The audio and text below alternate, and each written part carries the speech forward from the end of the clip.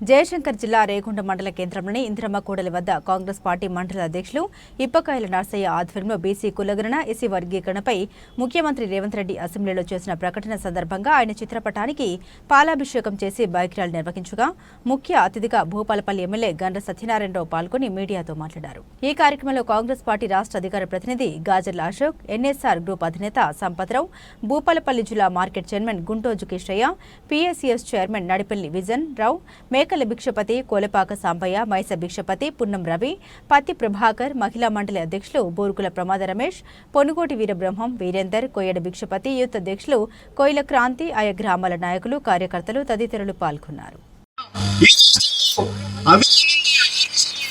ఒక బలమైన ఉద్యమము రిజర్వేషన్ ఎస్సీ వర్గీకరణకు సంబంధించినటువంటి రిజర్వేషన్ పోరాటం జరుగుతున్నది. ఈ రిజర్వేషన్ పోరాటం విషయంలో కాంగ్రెస్ పార్టీ ముందు నుంచి కూడా స్పష్టమైన వైఖరి కలిగి ఉన్నది. రిజర్వేషన్లకు సంబంధించినటువంటిది చేవెళ్ల డిక్లరేషన్లో ఏదైతే తీర్మానం చేసిందో గౌరవ ముఖ్యమంత్రి రేవంత్ రెడ్డి గారు వ్యక్తిగతంగా కూడా ఎస్సీ వర్గీకరణకు సంబంధించిన విషయంలో ఎన్నోసార్లు మా దళిత సోదరిమణులందరికీ కూడా చాలా స్పష్టంగా తెలియజేయడం జరిగింది. మేము రిజర్వేషన్ అంటే వర్గీకరణ అమలు చేయడానికి మేము సిద్ధంగా ఉన్నాము. మా ప్రభుత్వం ఏర్పడిన తర్వాత రేపు మేము వర్గీకరణకు సంబంధించినటువంటిది మేము ఖచ్చితంగా పూర్తి చేస్తామనేది చెప్పడం జరిగింది. అట్లాగే ఇవాళ గత సంవత్సరం ఆగస్టు 1వ తారీఖు నాడు కేంద్రంలో ఉన్నటువంటి సుప్రీంకోర్టు, దేశంలోని సుప్రీంకోర్టు ఎస్సీ వర్గీకరణకు అనుకూలంగా తీర్పునిచ్చింది. ఇచ్చిన వెంటనే ఆ రోజు జరుగుతున్నటువంటి శాసనసభలో గౌరవ ముఖ్యమంత్రి రేవంత్ రెడ్డి గారు ఎస్సీ వర్గీకరణకు సుప్రీంకోర్టు ఇచ్చినటువంటి తీర్పును అత్యంత ఉత్సాహంగా ఆహ్వానిస్తూ మేము ఈ తీర్పును ఆహ్వానిస్తున్నాము, దీన్ని అమలు చేయడంలో తెలంగాణ రాష్ట్రం మొదటి స్థానంలో ఉంటామనేది మొత్తం రాష్ట్ర ప్రజానీకానికి దళిత సోదరులందరికీ కూడా ఆయన హామీ ఇవ్వడం జరిగింది.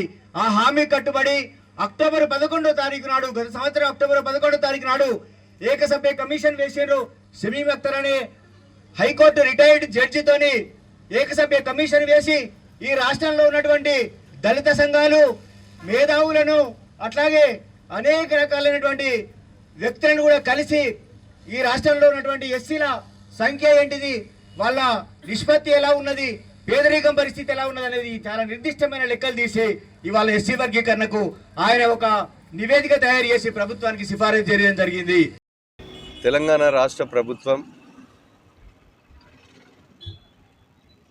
గౌరవనీయులు ముఖ్యమంత్రి రేవంత్ రెడ్డి గారి నాయకత్వంలో స్వతంత్రం వచ్చిన కానుండి బీసీలకు కులగణన లేక గత 30 సంవత్సరాల నుంచి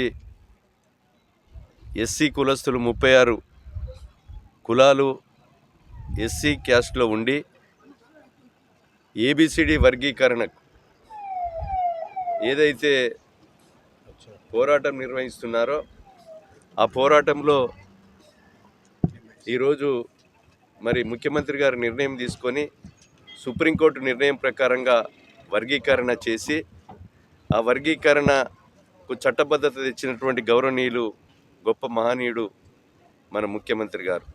బీసీలను కూడా ఈరోజు వర్గీకరణకు చేయడం శుభపరిణామం.